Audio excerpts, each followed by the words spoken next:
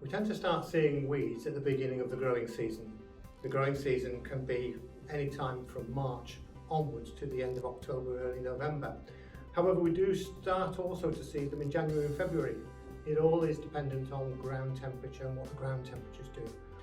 The most popular weeds that we see at this time of the year are likely to be dandelions, daisies, buttercup. We'll start to see some celandine. We'll also start to see some chickweed.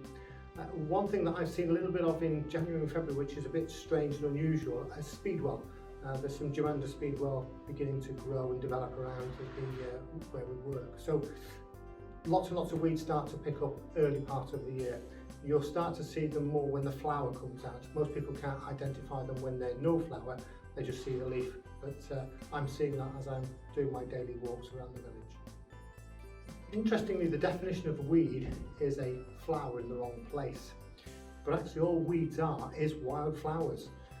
When we start to think of the amount of building development and work that's gone on over the years, the ground has been turned over. In the ground and the soil, there are lots and lots of seed banks.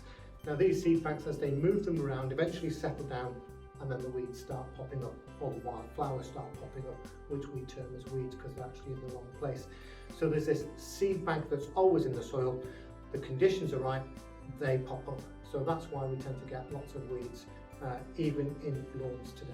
Customers can treat weeds if they choose to by either just digging them out, and if they're going to do that, they'll need to dig out right out the root, right to the bottom of the root system. Otherwise, what they'll just get is more weeds developing in the same place.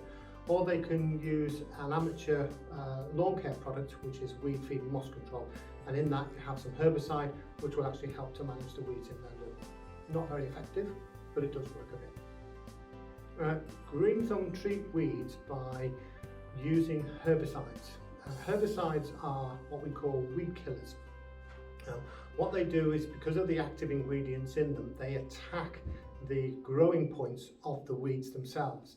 Now, as a selective plant, the weeds and grass plants are different, so we can actually have the active ingredients that are designed specifically to control weeds only, but not affect the grass plant. So that's why they're called selective herbicides. And these selective herbicides will manage the weeds in the lawn.